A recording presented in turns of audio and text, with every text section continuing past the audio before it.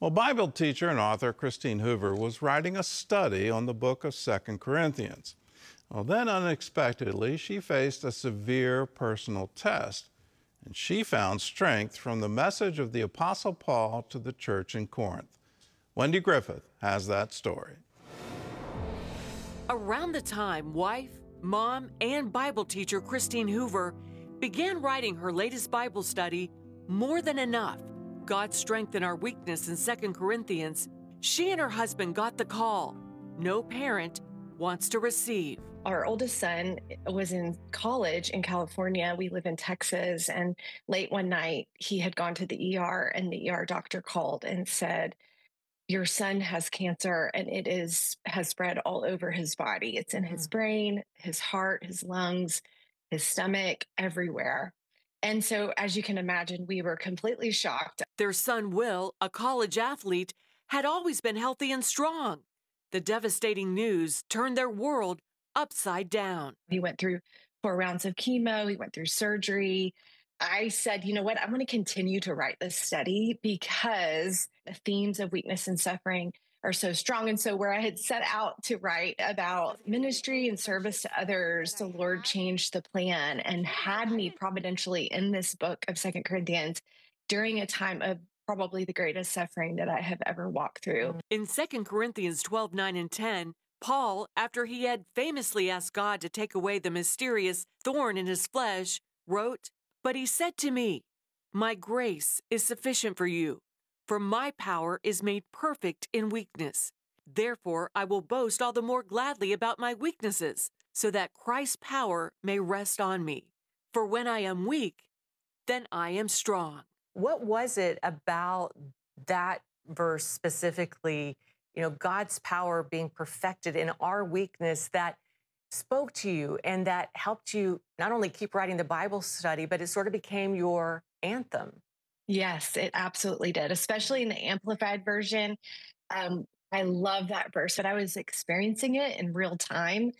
Every day I would wake up and I would think, I can't believe this is happening to us. That word cancer applied to my son and to our family. And so I would think, I don't want this. And my second thought every day was, I can't do this. I don't have what it takes to put one foot in front of the other. I would tell myself I needed to be strong. I needed to care for my family. I needed to have what it takes to care for them. And every morning, the Lord would remind me, specifically through the verse you just mentioned, 2 Corinthians 12, he was saying, bring your weakness, bring those thoughts to me, and rely on me to give you the strength that you will need for this day, to go to the cancer clinic with your son, to face the uncertainty. He's asking us to be dependent, not to be strong. Paul tells us to embrace these weaknesses. Why is this so hard for us to do, for most of us?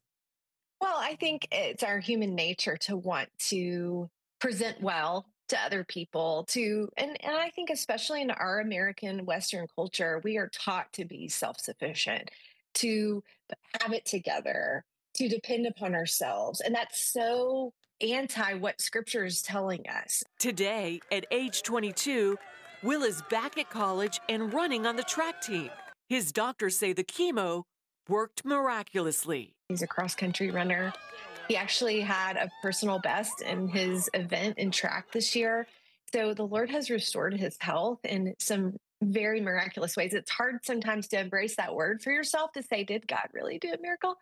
He used medical intervention, and he did do a miracle in my son's life. So he is actually serving the Lord this summer through FCA in South Africa, and just doing really, really, really well. So we're just praising the Lord still for his recovery. According to Lifeway Research, when asked what has most encouraged their walk with the Lord, almost a third of female churchgoers point to Bible studies. Christine agrees and says the lessons God taught her from 2 Corinthians and writing More Than Enough are priceless. Paul is saying, let your faith work for you, believers. Let your faith work for you.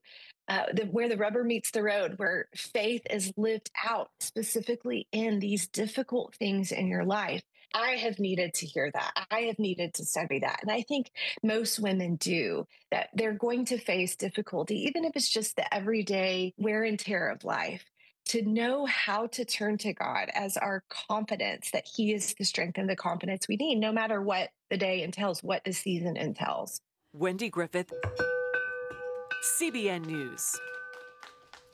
Now that is a message that will preach, and it will preach around the world.